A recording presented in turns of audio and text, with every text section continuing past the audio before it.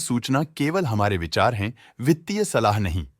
निर्णय लेने से पहले खुद शोध करें। किसी भी लाभ या हानि के लिए हम उत्तरदायी नहीं हैं।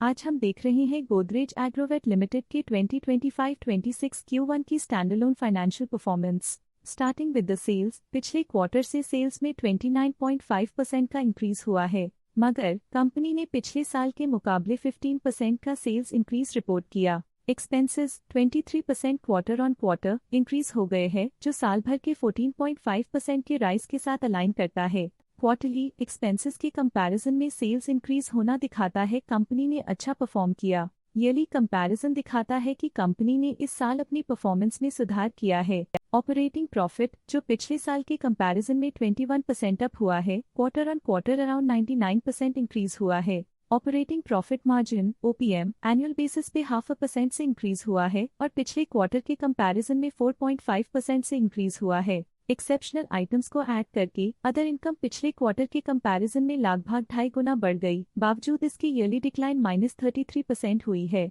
इंटरेस्ट एक्सपेंसेस पिछले क्वार्टर से 29.5% अप हुआ, लेकिन ईयर ओवर ईयर इंक्रीज 5.5% हुआ है। डिप्रिशिएशन कॉस्ट्स में 2.5% का क्लाइम देखने को मिला और ईयरली बेसिस पे 5.5% का इंक्रीज देखा गया। प्रॉफिट बिफोर टैक्स एनुअली 19.5% बढ़ा, लेकिन प्रीसीडिंग क्वार्टर से लगभग 1.5 गुना बढ़ा है। इस साल कंपनी ने 25.5% टैक्स पे किया और क्वार्टरली कंपनी ने 23% टैक्स पे किया है। नेट प्रॉफिट ने ईयर ऑन ईयर 24% का इंक्रीज दिखाया, लेकिन लास्ट क्वार्टर से लगभग 1.5 गुना का इंक्रीज हुआ है। इस क्वार्टर में कंपनी का परफॉर्मेंस काफी अच्छा रहा। वहीं अगर एनुअल एनालिसिस की बात करें तो इस साल कंपनी का परफॉर्मेंस अच्छा रहा। अर्निंग्स पर शेयर EPS में साल भर में 1.5% का इंक्रीज देखा गया। साथ ही क्वार्टरली में EPS की अप्रॉक्स 2.5 गुना की बढ़ोतरी हुई, जो कंपनी की शानदार परफॉर्मेंस को दिखाता है। इस क्वार्टर में कंपनी का EPS काफी अच्छा रहा।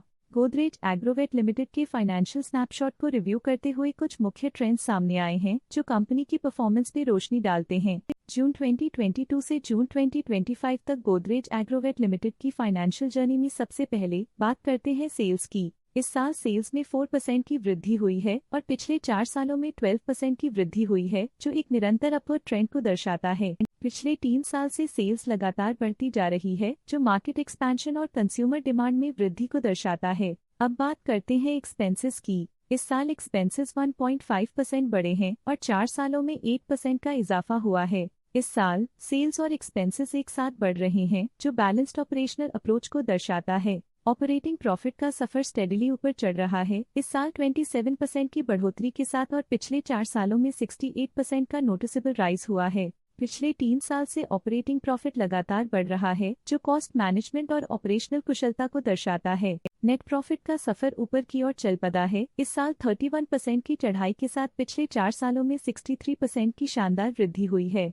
एक अस्थायी गिरावट के बाद लगातार दूसरे साल नेट प्रॉफिट में वृद्धि हुई है, जो फाइनेंशियल लैंडस्केप में साइक्लिकल रिकवरी को दर्शाता है। इस साल EPS ने ऊंचाइयों को छुआ है 14.5% की वृद्धि के साथ, जो पिछले 4 सालों में 42% की मजबूत वृद्धि पर आधारित है। एक अस्थायी सेटबैक के बाद EPS ने लगातार दूसरे साल अपनी अपवर्ड ट्रैजेक्टरी को जारी रखा है, जो कंपनी की वॉलेटाइल मार्केट्स में अडेप्टेबिलिटी को दर्शाता है। चलिए अब बात करते हैं शेयर होल्डिंग पैटर्न की। गोदरेज एग्रोवेट की शेयर होल्डिंग रिपोर्ट्स कुछ इस प्रकार की हैं, जो अननोन 2025 के तक चलता है।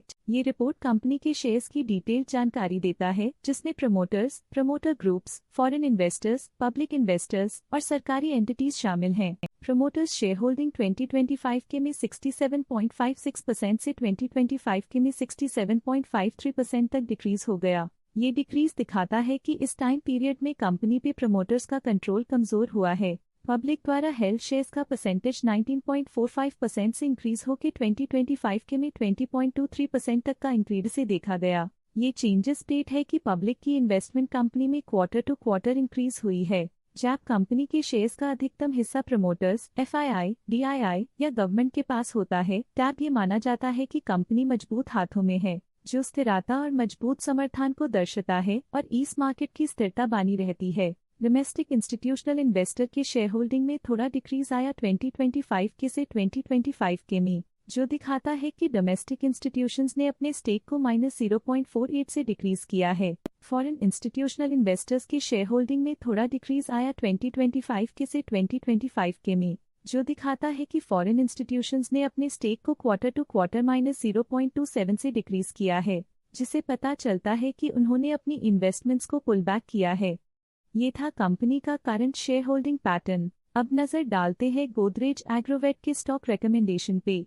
लोटस स्टॉक का करंट प्राइस 746.1 रुपीस चल रहा है। मोतीलाल ओसवाल ने स्टॉक की बाय रिकमेंडेशन दी थी। उन्होंने स्टॉक का टारगेट प्राइस 980 का अनुमान लगाया था। रिकमेंडेशन के समय स्टॉक का प्राइस 848.7 चल रहा था, जो करंट प्राइस से 14.7% अप है। आज के लिए फाइनेंशियल सेक्टर में इतना ही। देखने के लिए धन्यवाद। स्टॉक लेटेस्ट न्यूज अपडेट के लिए चैनल को सब्सक्राइब करें और वीडियो को लाइक एंड शेयर करें।